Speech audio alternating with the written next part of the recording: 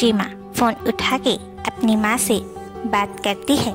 तभी उसकी माँ उससे कहती है, अब जब तुम नहीं माने और शादी कर ही ली है तो अब आके सबसे मिल भी लो। मैं वादा करती हूँ घर वाले नहीं बोलेंगे तुमको। मैं हूँ ना, अपनी माँ पर भरोसा रख।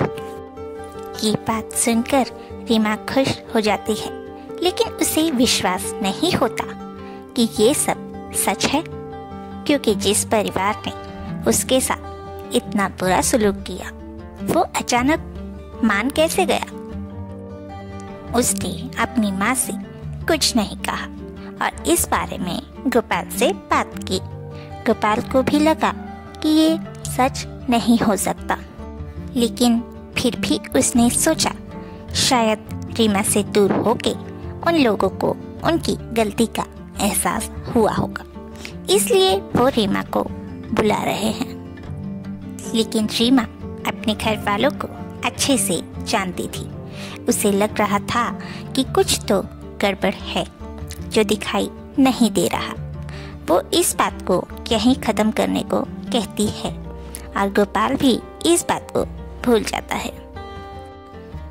रीमा और गोपाल की शादी को 1 महीने से ज्यादा समय हो चुका था। दोनों साथ बहुत खुश रहते थे, साथ में मानो जैसे उन दोनों को जन्नत मिल गई हो।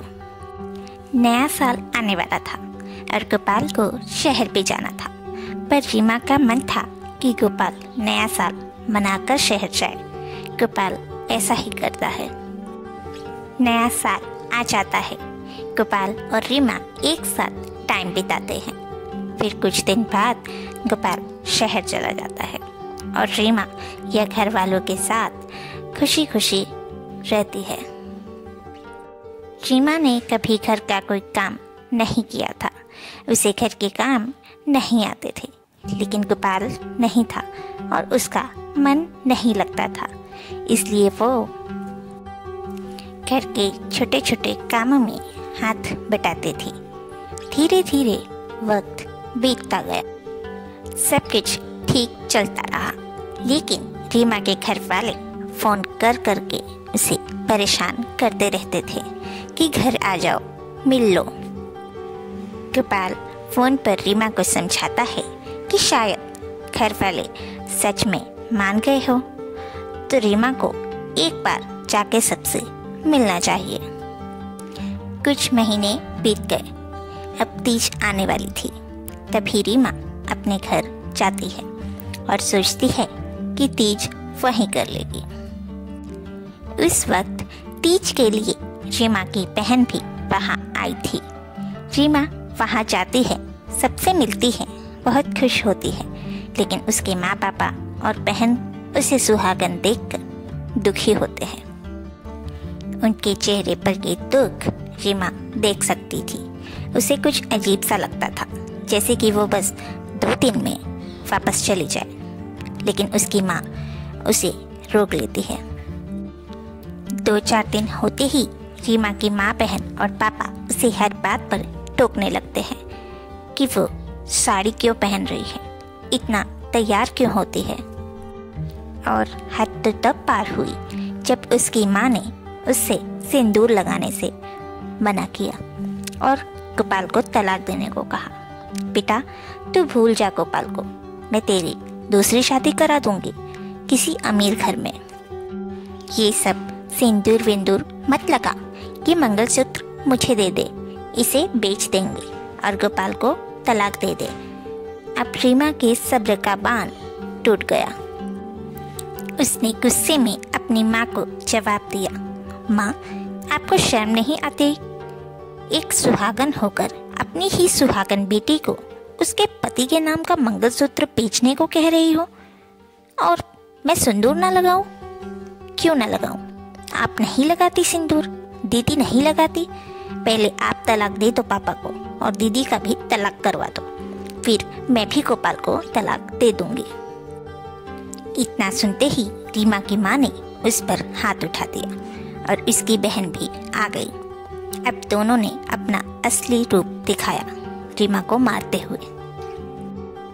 तभी रीमा को अफसोस हुआ कि वो वहाँ क्यों गई। उसने कहा, मुझे पहले से ही शक था कि तुम लोग नहीं सुधर सकते, लेकिन जिससे मुझे अलग करना चाहते हो ना, उसे ही तुम लोग पर दया आई। गोपाल ने मुझे भेजा यहाँ, वरना मैं तो यहाँ कदम भी ना रखूं। रीमा सबको साफ साफ कह देती है कि मैं यहाँ तीज के लिए आई हूँ, वो करके मैं यहाँ से चली जाऊंगी, फिर कभी नहीं आऊंगी। रीमा के घर वाले उसे रोज वैसे ही टॉर्चर करते रहे जैसे शादी से पहले करते थे। तीज का दिन आ गया, लेकिन उन सभी की हरकतों में सुधार नहीं आया। रीमा ने तीज का व्रत रखा था, लेकिन उसकी माँ और बहन को इस बात से ऐतराज था। उन लोगों ने उसे व्रत रखने से मना किया, पर रीमा ने उनकी बात को अनसुनी कर दी और पूजा पर ध्यान देने लगी। तभी उसके घर वाले सब साथ मिलकर उसे तलाक के लिए मनाने लगे। अब रीमा तंग हो चुकी थी।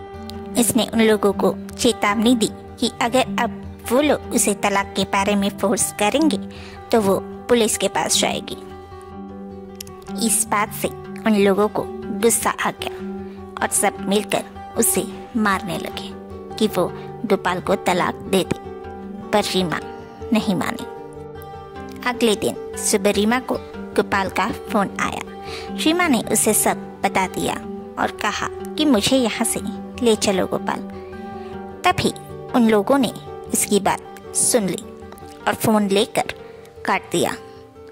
ये सुनकर गोपाल तुरंत वहाँ से निकल गया रीमा के पास जाने के लिए। यह रीमा के घर वाले अपनी दी हुई चोट को पुलिस से गोपाल की दी हुई चोट बताकर रीमा से गोपाल का तलाक करवाना चाहते थे, पर रीमा पुलिस के सामने डट कर खड़ी हो गई और बोल पड़ी कि ये चोट उसे गोपाल ने नहीं बल्कि इन लोगों ने दी है और तलाक भी नहीं हो पाता है। सब कोशिश करके भी हारने के बाद भी वो लोग चुप नहीं बैठे। रीमा को टॉर्चर करते रहे और उसे घर में कैद करके रखा। बेचारी रीमा का दिल अब खून के रिश्तों से इस कदर टूट गया था कि वो जिंदगी से निराश हो गई। तब तक वहाँ गोपाल आ जाता है और रीमा को घर में ढूंढ लेता है। रीमा के शरीर पर बहुत सारे चोट के निशान देख गोपाल रोने लगता है और रीमा को गले लगा लेता है और उसे कहता है, अब तुम चिंता मत करो, हम यहाँ अब कभी नहीं आएंगे, यहाँ से चले जाएंगे। रीमा बहुत डरी हुई थी, लेकिन गोपाल को देखकर उसे हिम्मत आ जाती है और अपने घर वालों से रिश्ता तोड़कर ये कहती है, मैंने कभी सोचा नहीं था कि एक माँ ऐसी होती है। एक बाप अपनी बेटी को सुहागन होने के बाद भी इस तरह मारेगा। मैंने नहीं सोचा था। और मेरी महान दीदी, तुमने तो मुझे दुनिया की सबसे बड़ी खुशी दे दी। तुम जैसी घटिया बहन से मुझे तुमने दूर कर दिया। तुम सभी ने मुझे अपना इतना अच्छा रंग दिखाया जो मैंने शायद कभी देखा ही नहीं था। आज से मेरा आप लोगों से कोई रिश्ता नहीं है। मर गए मेरे लिए आप लोग।